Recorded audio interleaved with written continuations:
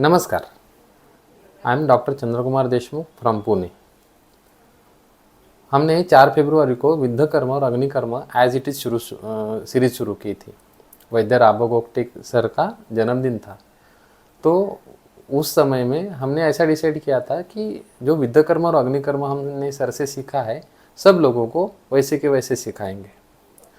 लेकिन वो सिखाते समय कुछ कठिनाइयाँ आती थी। लोग यहाँ आके सीख नहीं पाते थे, लोगों को एक्यूरेसी पता नहीं चलती थी। विद्ध कर्म अग्निकर्म तो अभी सर जाने के बाद उसका प्रोपोगंडा तो बहुत हो चुका है, सब लोगों को पता है, इंस्टेंट पेन मैनेजमेंट है। लेकिन करते समय अभी भी कुछ लोग वहाँ पे एक्यूरेसी से कर नहीं पाते। जैसे यहाँ पे जब विद्यार्थी सीखने को आता है तो वो देखता है कि अरे यहाँ पे ब्रेन रिलेटेड डिसऑर्डर है, आइज़ की डिसऑर्डर है, हियरिंग लॉस जैसे व्याधियाँ हैं जो आयुर्वेद में पहले कभी ठीक होती ही नहीं थी। उसको बहुत वक्त लगता था, बहुत समय जाता था उसमें, और उसमें भी रिजल्ट की लिमिटेशन बहुत ज़्यादा थे। तो ऐसे समय में मॉडर्न का साइंस भी इसमें ज़्यादा रिजल्ट नहीं दे पाता था।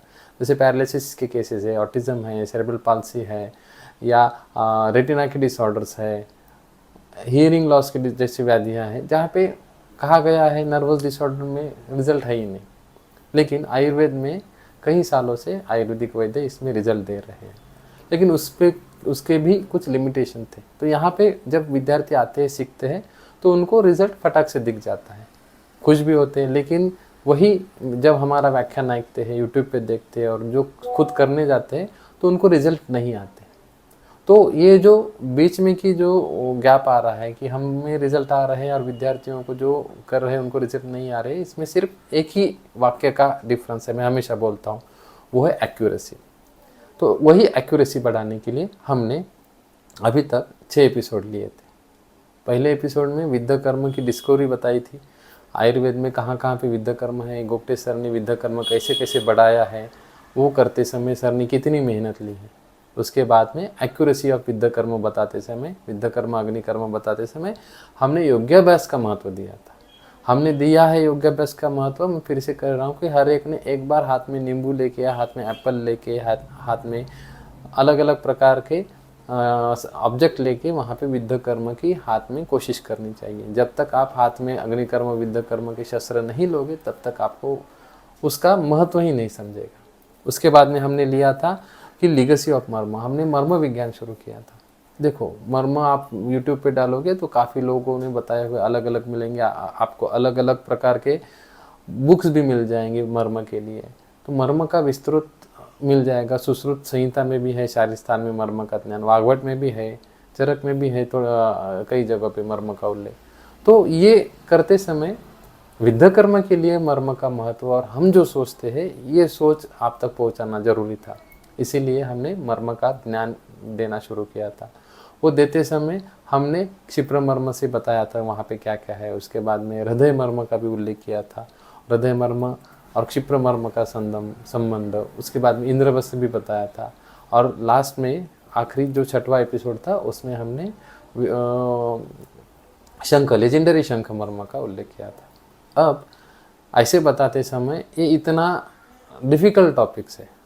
जैसे आपने लास्ट एपिसोड देखा होगा शंख का, तो समझने के लिए 5-6 बार देखना पड़ेगा। जो मुझे कहना है, आपको समझने के लिए 5-6 बार आपको सुनना पड़ेगा, क्योंकि ये बताते समय हम बहुत सोच समझ के पढ़ाई करके बताते, एक्सपीरियंस डाल के बताते उसमें। एक बार क्या हुआ, मैं हमेशा एक स्टोरी बताता हूँ। मेरे पेशेंट का फ़ोन आ गया। पेशेंट ने कहा कि सर मैं तो पुनेरी ब्राह्मण हूँ, आपने मुझे नॉनवेज की दवाई दी, मैं कैसे खाऊँ? आपको कैसे पता नहीं चलता ब्राह्मण को नॉनवेज नहीं देना चाहिए? मैंने कहा मुझे पता है और मैंने आपको नॉनवेज नहीं दिया है, नॉनवेज की दवाई नहीं दी है। तो उसने कहा आपने तो दिया है। मैंने क्या कहा? उसने कहा कन कासव दिया है, जिसमें आपके कासव के कन कन है, टॉर्टोइज के कन है। तो वो कनक आसव है, कनक आसव नहीं। कनक मीन्स सुवर्ण, सोना, आसव मीन्स शरीर की कांति सुवर्ण जैसी करता है। ऐसा जो आयुर्वेदिक द्रव्य है, औषधि है, उसको कनक आसव कहते हैं। लेकिन उसने कन कासव ऐसा समझ लिया। ऐसा हमेशा होता है। मुझे जो कहना है वो समझ जाए बगैर विद्यार्थी तुरंत वो पॉइंट सिस्टम के पीछे जाते हैं। विद्ध कर्म और अग्निकर्म करते समय कभी भी आगे की सोचो, बियॉन्ड द एक्सपेक्टेशन सोचो, बियॉन्ड द लिमिट सोचनी चाहिए। क्योंकि विद्या कर्म अग्नि कर्म ये हम जो प्रैक्टिस करते हैं ये काफ़ी अलग तरीके से करते हैं। कहीं पे भी सुई चुबाना ये विद्या कर्म नहीं है। बोल सकते हो विद्या कर्म, कोई आपको कहेगा नहीं कि ये विद्या कर्म नहीं है। किधर भी सुई लगा सकते हो, ड्राई नीडलिंग भी किया जाता है, एक्यूपंक्चर भी किया जाता है, वो शास्त्र अलग है। लेकिन विद्या कर्म की जब बात आती है तब वहाँ पे डिटेल में आपको पूरी तरह से ज्ञान होना बहुत ज़रूरी है। इसीलिए वो मर्म की हमने शुरुआत की थी। आयुर्वेद में जो डिसीजेस हैं वो डिसीजेस बताते समय कुछ साध्य है, कुछ असाध्य है, कुछ कष्ट साध्य है। जैसे मर्मगत व्याधि है, संधि अस्थि और मर्मगत जो व्याधि है वो कष्ट साध्य बताए गए। वो साध्य करने के लिए बहुत तकलीफ रहती है या बहुत कष्ट लेते हैं या बहुत विचार करना पड़ता है, फिर भी समय लगता है। जैसे पैरालिसिस है, ऑटिज्म है या शिरोअभिघात है, हृदय के विकार है, नेत्र के विकार है। तो ऐसे जो विकार है वो अचीव करने के लिए हमें समय लगता है। लेकिन विद्या कर्म जब प्रैक्टिस में ऐड हो जाएगा वो स्पीड आपको मिल जाएगी। तो ये सब करते समय हमें चैलेंजेस बहुत आते हैं प्रैक्टिस में। चैलेंजेस आते हैं जैसे कि अभी हम सब फेस कर रहे हैं चैलेंजेस। किसी को पता नहीं, सब चुप बैठे हैं। लेकिन सबसे बड़ा चैलेंज है कि सिलेक्शन ऑफ ड्रग्स। आयुर्वेद में जो औषधियाँ यूज़ की जाती है उसका सिलेक्शन, स्टैंडर्डाइजेशन, ये बहुत प्रॉब्लमेटिक अभी हो चुका है। जैसे मैं बताता हूँ, हमेशा स्टूडेंट को बताऊँ, जैसे आरोग्यवर्धिनी नाम की दवाई है जो पूरी इंडिया में यूज़ की जाती है। सब जगह पे आरोग्यवर्धिनी का इस्तेमाल होता है। लेकिन आरोग्यवर्धिनी के जो कंटेंट है अगर वो हम देखेंगे, जैसे रसगंध लोह अभ्र शुल्भ भस्म समाशकम त्रिफुला द्विगुणा प्रोक्ता त्रिगुणम च शिलाजतु चतुर्गुणम पुरम शुद्धम तिक्ता सर्व समाज्ञया, ऐसे यहाँ पे बताया गया है कंटेंट है। तो इसमें जो कंटेंट है अभ्रक भस्म है वो सहस्त्र फुटी चाहिए, वो बनाने के लिए 1000 फुट देने पड़ेंगे, 3 साल जाएंगे। उसके साथ ताम्र भस्म है, ताम्र भस्म निरुक्त चाहिए, जो बनाने के बाद सब उसकी परीक्षा में पास होना चाहिए। उसके बाद में दूसरा भस्म आ जाएगा, वहाँ पे शिलाजतु आ जाएगा। किसी को शिलाजतु मिलता ही नहीं आजकल, ओरिजिनल है ही नहीं। गुग्गुल है, कहाँ मिलता है? कुटकी है। अब इतना सब संदिग्ध द्रव्य रहने वाला आयुर्वेदिक आरोग्यवर्धिनी ड्रग है जो पूर्व से लेकर पश्चिम तक सब लोग यूज़ करते हैं, सब कंपनियां बनाती है। बनाते समय 10-10 किलो नहीं, 100-150 किलो 200 किलो में बनाती है। तो अब ये बनाते समय ये पृथ्वी पे मिल ही नहीं रहा है इंडिया में, तो आप ला कहाँ से रहे हो? तो इतना स्टैंडर्डाइजेशन का इशू होता है। जो सुवर्ण भस्म मिलते हैं, रौप्य भस्म मिलते हैं, वो भस्म में उसकी परीक्षा में पास नहीं होता। बहुत अच्छे अच्छे लोग जो कंपनियों को सप्लाई करते हैं वो कहते हैं हमें कि है ही नहीं सर, तो हम क्या देंगे, बिजनेस तो बंद नहीं कर सकते, तो बिजनेस चलता है। तो ऐसे समय में आयुर्वेद का जो पुराने ज़माने में रिजल्ट था, जैसे कि बुखार का पेशेंट आ गया, सुवर्ण सूतशेखर की मात्रा मुझे पता है, चिंतफील्ड में एक गृहस्थ रहते थे, वो काफ़ी अच्छी तरह से आयुर्वेद वैद्य थे और प्रैक्टिस करते थे। उन्होंने सुवर्ण सूतशेखर 2 बार ऐसा घुमा के पेशेंट को दे दिया तो कितना भी 104 का भी फीवर कम होता था। लेकिन अभी 10 टैबलेट भी सुवर्ण सूतशेखर की खाएगा पेशेंट तो कम नहीं होता है, तो उसकी गुणवत्ता भी कम हो गई है। जैसे कि पहले पुणे में आते थे लोग, तो पुणे एक हिल स्टेशन जैसा था, बहुत ठंडी थी यहाँ पे। अभी यहाँ पे नहीं, यहाँ से लोग बाहर जाते हैं। तो ये ग्लोबल वार्मिंग हो रही है, तो ये उष्णता बढ़ने के कारण वीर्य कम हो रहा है आयुर्वेदिक वनस्पतियों का, उसकी पोटेंसी कम हो रही है आयुर्वेद वनस्पतियों की, औषधियों की। तो ऐसे समय में पेशेंट बढ़ रहे हैं, वो भी उष्ण गुण के, रुक्ष गुण के, क्षय के पेशेंट हमें ज़्यादा से ज़्यादा मिलते हैं। तो ऐसे समय में हमें रिजल्ट देने वाला विद्या कर्म ये सबसे काम में आता है। कितने भी दिन हो जाए, कितने भी साल जाए, सब औषधियाँ खत्म हो जाएंगी, लेकिन नीडल और विद्या कर्म की टेक्निक कभी ख़त्म नहीं होगी। इसीलिए विद्या कर्म और अग्नि कर्म हमें देखना चाहिए। दूसरी बात है, ब्रेन रिलेटेड जो डिसऑर्डर थे, जो ब्रेन रिलेटेड डिसऑर्डर है उन्होंने लिमिटेशंस रिजल्ट के बहुत सारे हैं। जैसे आंखों के रेटिना के हैं, रेटिना डिटेच हो गया तो ऑपरेशन करेंगे, लेकिन रेटिना का थिकनेस चले गया, उसमें बदलाव आया तो कोई औषधि नहीं है। एलोपैथी में, आयुर्वेद में है, आयुर्वेद में टेक्निक है। हियरिंग लॉस है, कॉक्लियर इम्प्लांट बताया गया है, कर नहीं सकता है पेशेंट, उसको पास पैसे नहीं है 15-20 लाख रुपए, तो क्या करेगा? आयुर्वेद में विद्याकर्मा में टेक्निक है। पेशेंट है, सेरेब्रल पाल्सी जैसे बच्चा पैदा होते समय ऑक्सीजन नहीं मिला है उसका, या उसकी शुगर कम हो गई है, या उसको जॉन्डिस हो गया है, कोई भी कारण की वजह से उसके माइलस्टोन डिले हो रहे हैं, तो उसको सीबीटी है, ओटी है, बहुत सारे थेरेपी है, लेकिन वो ब्रेन को सुधारने के लिए ड्रग नहीं है। ऐसी मार्केट में कोई भी पिल नहीं है जो खाएंगे तो एग्ज़ाम में फर्स्ट आ जाएंगे एक ही दिन में पढ़ाई कर, नहीं है, मेहनत करनी पड़ेगी। वैसे ही आयुर्वेद में भी काफ़ी सारे ब्रेन रिलेटेड डिसऑर्डर वर्णित है, जैसे सेरेब्रल पाल्सी है या अपस्मार है, उनका वर्णन काफ़ी अलग अलग विकार में आता है। जैसे मैं सीधा सिंपल बताता हूँ, सीधा बुखार है, बुखार की दवाई लेके बुखार को दबा दिया है, इम्यूनिटी ने डिफेंस मैकेनिज्म का स्वरूप बुखार बनाया है, और उसको दबाने के लिए कोई दवाई दी जाए तो आगे जाके वो मानस विकार उत्पन्न करती है। छोटे बच्चों में भी वैक्सीन की वजह से ऑटिज्म, सेरेब्रल पाल्सी जैसे विकार हमें दिखाई देते हैं। डिलीवरी के समय कुछ कॉम्प्लिकेशन हो गए तो विकार मिलते हैं। डायबिटीज की वजह से, कॉम्प्लिकेशन की वजह से आँखों के विकार, किडनी के विकार मिलते हैं। तो ऐसे विकार में चिकित्सा हमें जैसी चाहिए, रिजल्ट चाहिए वैसा नहीं मिल रहे थे, और अभी मिल रहे हैं। विद्याकर्मा जब से शुरू किया है तो ये सारे विकारों में हमें फास्ट रिजल्ट मिल रहे हैं, पेशेंट ठीक हो रहे हैं। मैं बता रहा हूँ ठीक हो रहे हैं। मैं बताना चाहूँगा कि ऑटिज्म जैसे पेशेंट अभी तक हमने एक 50 के ऊपर पेशेंट नॉर्मल स्कूल तक जाए इतना काम किया। अभी 1200 से ऊपर हमारे पास सेरेब्रल पाल्सी, ऑटिज्म जैसे व्याधियों के रुग्ण चिकित्सा ले रहे हैं और सब सेटिस्फाइड। अब आयुर्वेद चिकित्सा लेते समय ये को बहुत डेप्थ में हमें सोचना पड़ता है। हमें चक्रों का अभ्यास होना चाहिए, हमें मर्म का अभ्यास होना चाहिए, इसीलिए हमने ये शुरुआत की थी और अभी तक इतने मर्म के बारे में बताया था। अब बताते समय जब कठिनतम विकारों का प्रश्न आता है, जैसे आई के डिसीजेस है, ब्रेन के डिसीजेस है, डेवलपमेंटल डिसीजेस है, कर्ण के विकार है पुराने, नासा के विकार हैं, जिह्वा के विकार हैं, स्पीच डिसऑर्डर है, ऐसे इसमें आयुर्वेद चिकित्सा करते समय सबसे इम्पोर्टेंट महत्व आ जाता है श्रृंगाटक मर्म।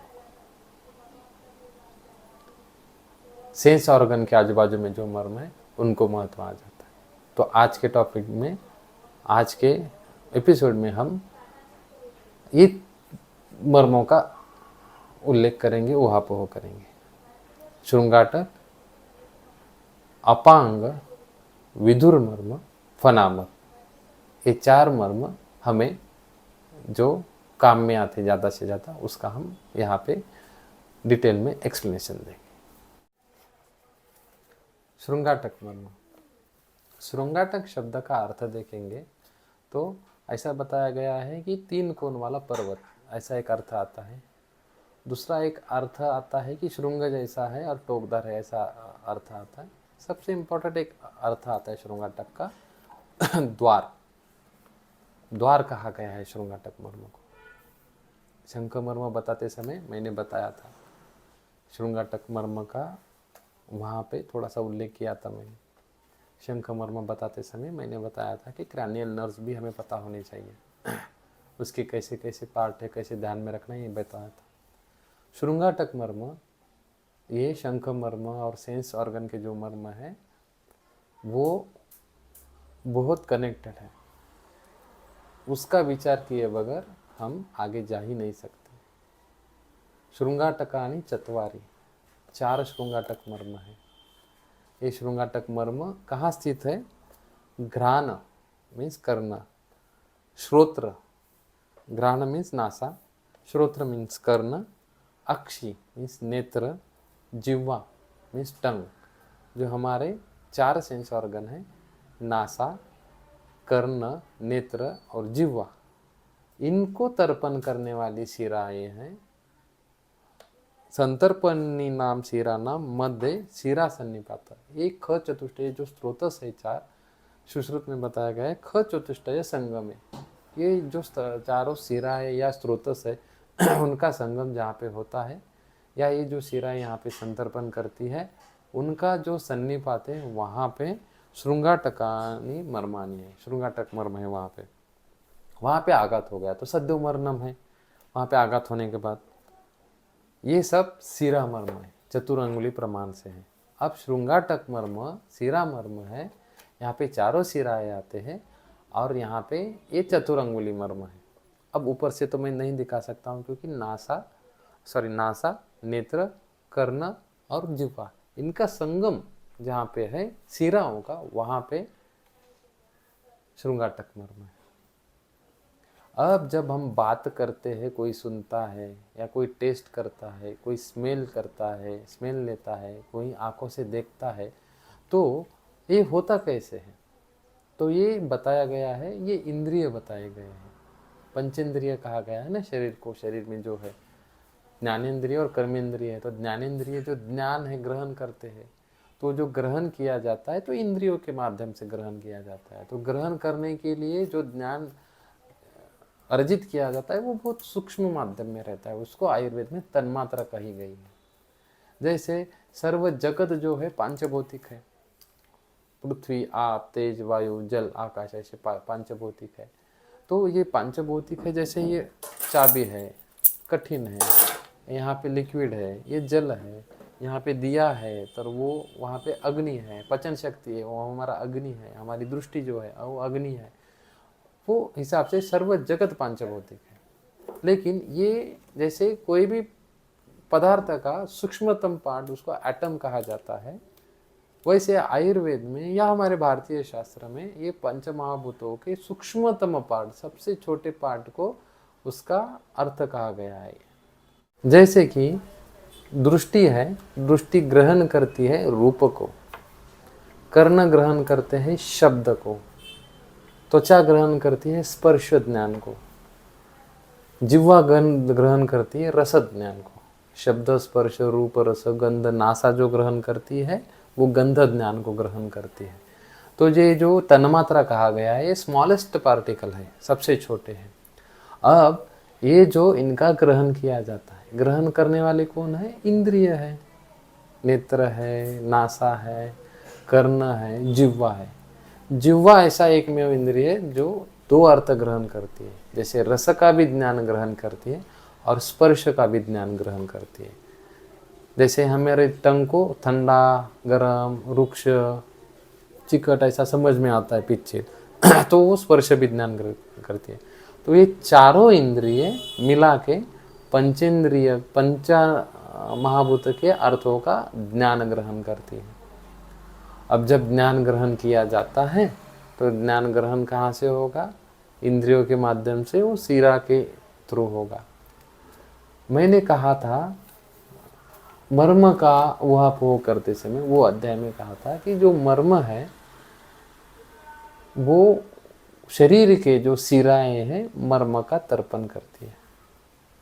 सिराव्याध अध्याय है, सिराव्याध अध्याय में जो सिरा शब्द आया है वो सिरा जो 700 प्रकार की है, वातव सिरा, पित्तव सिरा, कफव सिरा, सर्वव सिरा, ये चारों प्रकार की सिराएं हैं। मर्म के बताते समय सिराओं का महत्व बहुत जाता है। जैसे चतुर्विधा यास्तु शिरा शरीरे प्रायणता मर्मसु सन्निविष्टा, मैंने बताया था जो ये जो चारों सिरा है मर्मसु सन्निविष्टा, मर्म पे है, इसीलिए वातव सिरा, पित्तव सिरा, कफव सिरा, सर्वव सिरा मर्म पे जब है तो सिराव्याध का महत्व विद्ध कर्म करते समय इनका उल्लेख ज्यादा हमें पता होना चाहिए। ये जो सिराएं है स्नायु, अस्थि, मांस तथैव संधि, इन सब का संतर्प, इनको संतर्पण करके देह को प्रतियापयंती, देह का यापन करती ये सिराएं, तथा इसीलिए वो मर्म पे क्षत होने के बाद वहां पे सिराओं का भी क्षत होता है। ऐसा मर्म के इसमें बताते समय में दिया है, कोई भी जाके वो सीरीज सुन सकता है।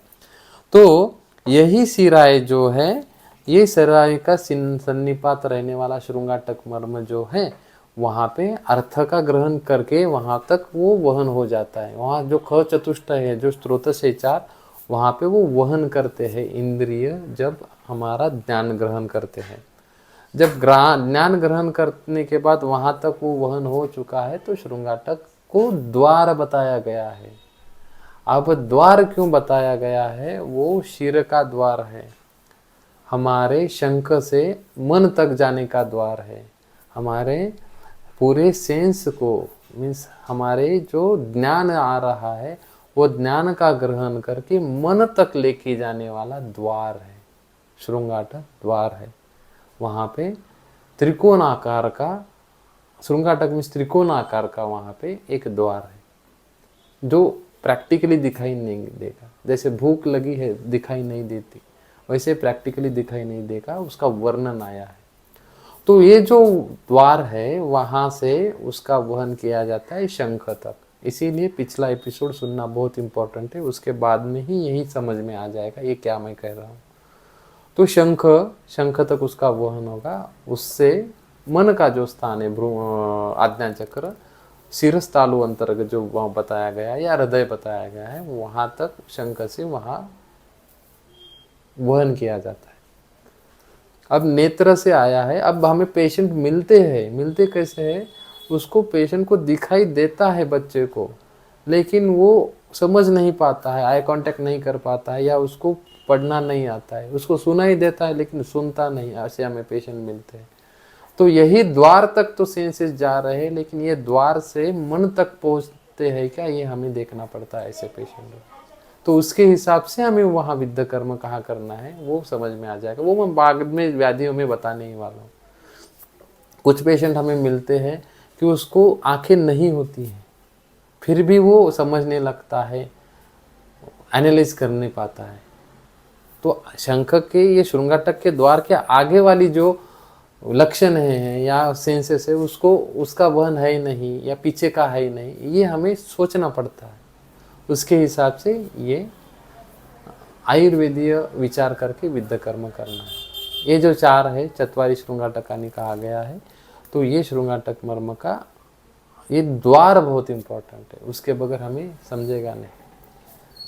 एलोपैथी या हम मॉडर्न साइंस कहेंगे तो मॉडर्न साइंस की अगर आप बात पढ़ोगे तो वहाँ पे गेट कीपर कहा गया है, ब्रेन के एक पार्ट को पॉन्स मेडुला में गेट कीपर कहा गया है।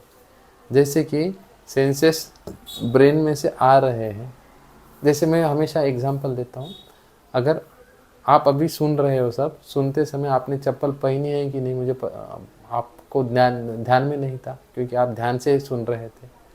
आपने कौन से कलर का शर्ट पहना ये ध्यान में नहीं था क्योंकि आप सुन रहे थे, आपका ध्यान मेरी तरफ था।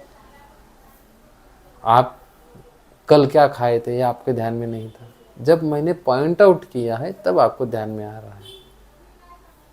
आपको क्या खाने में पसंद है, अभी आप सोच रहे हो, पॉइंट आउट किया है। अभी 4 सेकंड पहले ही मैंने पूछा होता है कि आपने चप्पल पहनी है कि नहीं, अभी फिर से वो चप्पल का ध्यान चले गया था, अभी फिर से आ गया चप्पल का पहनी है कि नहीं।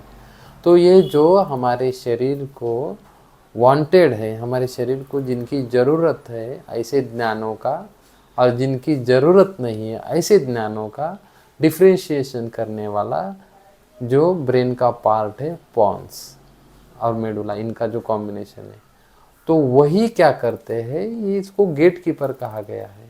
और वो क्या करते हैं कि ये सेंसेस का हम क्या कहेंगे सिलेक्शन करते हैं।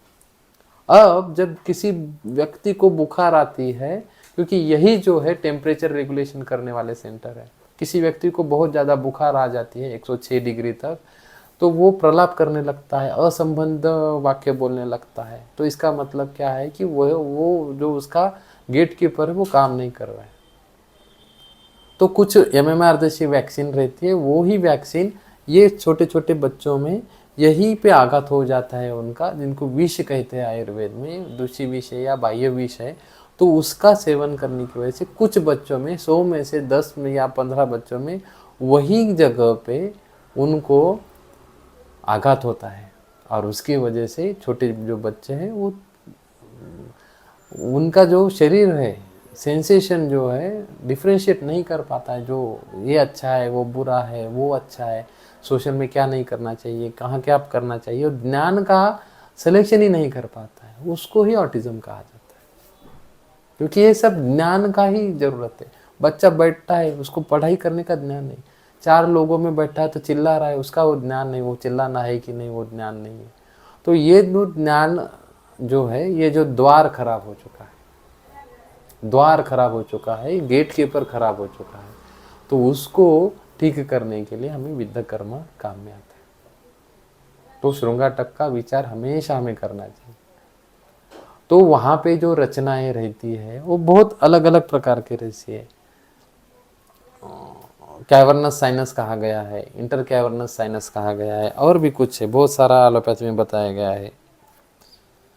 लेकिन मुझे बताते समय ये कहना है कि ये द्वार का वहन, जो द्वार है, जब तक ये द्वार अच्छा नहीं होगा तब तक सेंस, पुराना जो पिछला एपिसोड में मैं बताया था वहाँ तक वो स्रोत से लेके नहीं जा पाएंगे इंद्रियार्थ को। इंद्रियों ने तो अर्थ ग्रहण कर लिया है, मन को समझने तक वो वहाँ पे ग्रहण नहीं कर पाएंगे, तो वो मानसिक विकार हो जाते हैं वहाँ। जैसे भटकता है, डिप्रेशन रहता है, बहुत सारे डिप्रेशन में पेशेंट चले जाते हैं, समझ नहीं आता। लॉकडाउन में मैंने देखा था कि अकाउंट में 15 लाख रुपए है, लेकिन मेरा जॉब का क्या होगा बोल के लोगों ने परिवार के साथ सुसाइड किया है पुणे में। आपको पता है बहुत सारे सुपरस्टार या एक्टर लोगों ने भी सुसाइड किया है डिप्रेशन की वजह से। उनको क्या पता नहीं था, उनको क्या सेंस नहीं था, लेकिन उनके शरीर में ऐसी अवस्था आ गई, दोषों की ऐसी अवस्था आ गई, दोष वहाँ पे इतने आवृत्त हो चुके थे, तो ये द्वार बंद हो गया। और उसकी वजह से जो सेंस आ रहे हैं, जो समझना चाहिए, वो मन तक जा ही नहीं रहा है। जब तक जाएगा नहीं तो एक्ट नहीं कर पाएंगे। जब एक्ट नहीं कर पाएंगे तो गलत थॉट्स जो है उनको तकलीफ देगा। जैसे कफ बढ़ेगा तो तामसिक थॉट ज़्यादा रहेंगे, पित्त बढ़ेगा तो एग्रेसिव रहेगा पेशेंट, वातज रहेगा तो विभ्रम अवस्था रहेगी, मन शांत नहीं रहेगा, एक जगह पे नहीं रहेगा, स्थिर नहीं रहेगा। तो ऐसी कंडीशन आ जाएंगी, मानस विकार आते हैं। कोई बोलेगा कि डिप्रेशन है, कोई बोलेगा मल्टीपल डिसऑर्डर है, कोई बोलेगा, उसको नाम अलग अलग दिए जाएंगे। नामधेयम किम फलम, नाम में क्या रखा है। लेकिन ये द्वार की वो व्याधि हो चुकी है। अब ऐसे व्याधियाँ ठीक करते समय हर एक व्याधि में विद्याकर्म अग्निकर्म कैसे करना है मैं आगे बताने वाला हूँ। लेकिन जब तक ये द्वार नहीं पता होगा तब तक हमें पता नहीं होगा आगे। अब ये द्वार को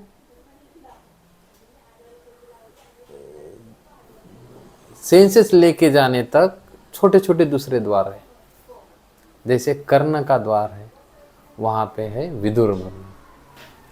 अब विदुर मर्म अगर हम देखेंगे तो विदुर मर्म जो है, ये स्थान बहुत इंपॉर्टेंट है। अगर मैं हाथ से ऐसे दिखाऊंगा विदुर मर्म, तो हाथ से दिखाने से फायदा ही नहीं है। मैं हमेशा बच्चों को, विद्यार्थियों को कहता हूँ, आप शब्द पे ध्यान दो। ग्रंथ कभी गलत नहीं कहता है, ग्रंथ विस्तार से नहीं करता है, शब्दों पे कहता है। जैसे कर्ण पृष्ठ तो अधः संश्रिते विधुरे, कर्ण पृष्ठ, कर्ण के पीछे और अधः संश्रिते, वहां पे विधुर मर्म है। वहां पे आघात हो गया तो क्या हो जाएगा, बाधिर्य हो जाएगा। कान का जो द्वार है वहां से जाएगी शेष, जो हमारा मुख्य द्वार है वहां तक जाएगा ही नहीं। ये छोटा द्वार अगर आघात हो गया तो वो स्नायु वाला है, वो स्नायु मर्म है और वैकल्यकर है, वैकल्यकर प्राणहर मर्म है। जैसे मैंने पहले बताए थे मर्म के प्रकार। अब ऐसा बताते समय बाधिर्य आ रहा है तो वहां पे देखोगे तो वहां टिम्पेनिक मेम्ब्रेन है, ऑडिटरी नर्व है, वहाँ पे ऑरिकुलर आर्टरी और वेन है, वहाँ पे अलग अलग प्रकार के स्नायु हैं, अलग अलग प्रकार के स्नायु। तो जब शब्द हमारे कान पे आते हैं, बंद हुआ है, ठीक है, जब शब्द हमारे कान पे आते हैं, शब्द आने के बाद कहाँ जाते हैं, वो हमारे कर्ण इंद्रिय पे जाते हैं। तो कर्ण इंद्रिय पे जाने के बाद वहाँ पे जैसा पावर हाउस है, शक्ति का स्थान है, वहाँ पे ग्रह है, मर्म बता जैसे मम ग्रह इति मर्म, वो कर्ण का जो घर है, मेन स्थान है, जो इंद्रिय का स्थान है, वो इंद्रिय का स्थान तक वो कर्ण का शब्द लेके जाने के लिए विधुर मर्म वहाँ पे आ गया है। तो विधुर मर्म से वहाँ पे श्रृंगाटक तक लिए जाता है। अगर वहाँ पे आघात हो जाएगा तो सुनाई नहीं देगा। इसीलिए कर्ण विकार में विद्ध कर्म वहाँ पे उसके आजू बाजू में बताया गया है। वो मैं कर्ण का बताते समय कैसे करना है वहाँ प्रैक्टिकली सब दिखाने वाला हूँ। दूसरा मर्म आता है हमारे फना मर्म आता है नाक। घ्राण मार्गम उभयत, नाक मार्ग के दोनों बाजू में स्तोतो मार्ग प्रतिबद्ध अभ्यंतरता, अभ्यंतरता फना, दो फने मर्म है दो, वहां पे आघात हो गया तो गंध ज्ञान ही नष्ट हो जाता है। कोविड में वहीं पे जाके वायरस जा रहा था, वहीं पे जाके डैमेज कर रहा था, उसकी वजह से गंध ज्ञान ही नहीं हो रहा था लोग। तो वो हमारा घ्राण मर्म है। घ्राण मार्गस्य द्वयोः पार्श्वयोः अभ्यंतरत विवर संबंधे फने शिरामर्मणि अर्धांगुले वैकल्यकराणि। अर्धांगुल है शिरामर्म है और वैकल्यकर प्राणहर मर्म है। तो ये जो है वहाँ पे अगर देखेंगे तो बहुत अलग अलग एलोपैथी की वजह से रचना है। ऑरिफिस ऑफ द नोज है, वहाँ पे ऑडिटरी ट्यूब है, ऑल्फैक्टरी नर्व है। जैसे मैंने शंख मर्म बताते समय बताया था, तो वहाँ पे अलग अलग सेंट्रल क्रैनियल नर्व्स बताए थे। तो घ्राण का हो गया, कर्ण का हो गया, कर्ण के यहाँ पे विदुर मर्म है, वो मैं कर्ण के विकार की बात बताते समय इसका सब डिटेल में बताने वाला हूँ। अपांग मर्म आता है नेत्र के विकार के संबंध में। जैसे भ्रूपुच्छ अंतरयो अधो, भ्रूपुच्छ अंतरयो अधो अक्ष्णो बाह्य तो अपांगो, नेत्र के बाह्य का अपांग नाम के दो मर्म है। वहां पे आघात होने के बाद अंध, वहां पे आघात होने के बाद अपांग मर्म पे आघात होने के बाद अंधता आती है, तो वहां पे विद्ध भी नहीं करते हम, उसके ऊपर विद्ध कर्म रहता है। तो ये जो है शिरा मर्म है। जैसे मैंने बताया कि कर्ण का जो विदुर मर्म है वो स्नायु मर्म है, नासा का जो फना मर्म है वो शिरा मर्म है, आंखों का जो मर्म है वहां पे अपांग मर्म जो है वो भी शिरा मर्म है, और श्रृंगाटक जो है वो भी शिरा मर्म है। और ये वैकल्यकर है, श्रृंगाटक सद्य प्राणहर मर्म है, और ये बाकी के जो है वैकल्यकर प्राणहर मर्म है। वहाँ पे नेत्र के जो अलग अलग वहाँ पे ऑप्टिक नर्व, सीरियली नर्व्स, अब अलग अलग प्रकार के नासा को सप्लाई करने वाले अलग अलग नर्व्स वहाँ पे होती है। तो ये जो नासा का फना मर्म है, अपांग मर्म है, कर्ण का विधुर मर्म है, ये जो मर्म है, और जिह्वा का भी वहाँ पे हमें कंठ से भी आता है, सिराही मर्म है वहाँ पे। तो ये सब चारों पोषण करते द्वार तक लेके जाते हैं सेंस ऑर्गन को। तो ये सब मर्मों को हाथ नहीं लगाना है। अगर हम हाथ लगाते हैं तो वहाँ पे अलग अलग व्याधियाँ आती हैं, और जब व्याधियाँ आती है तो ग्रंथ में दिया हुआ वो जगह को हम विद्ध कर्म करते हैं। नेत्र का विद्ध कर्म करते समय पटलों के हिसाब से अलग अलग जगह पे विद्ध कर्म किया जाता है। कर्ण का करते समय नेत्र, नासा ये एक लिंक्ड है। जैसे कहा गया है कि सर्व शिरोविकारा अभिषंद निमित्त, नेत्र विकारा अभिषंद निमित्त जा, सर्व विकारा प्रतिशय निमित्त जा, प्रतिशयात का सत्क्षय संजायते। ऐसे व्याधि संकर रहते हैं, एक दूसरे के ऊपर अवलंबन रहते हैं। जैसे बार बार नाक का साइनस का प्रॉब्लम हो जाने की वजह से कान का कान बंद होना शुरू हो जाता है, सुनाई नहीं देता है। किसी का दांत निकाल दिए तो उसको कान को तकलीफ होती है, नाक को तकलीफ होती है, आँखों के लिए तकलीफ होती है। तो ये सब एक दूसरे के ऊपर निर्भर रहते हैं, और ये सब हमें आयुर्वेदीय ज्ञान पता होना चाहिए, क्योंकि हम आयुर्वेदीय चिकित्सा जब करते हैं तो इसके हिसाब से ही ग्रंथ में दी है। आँखों का हम देखेंगे, हर एक सेंस ऑर्गन का हम आगे जाके देखेंगे कि कहाँ कहाँ के कैसे कैसे हम विद्ध कर्म करते हैं। तब तक के लिए धन्यवाद।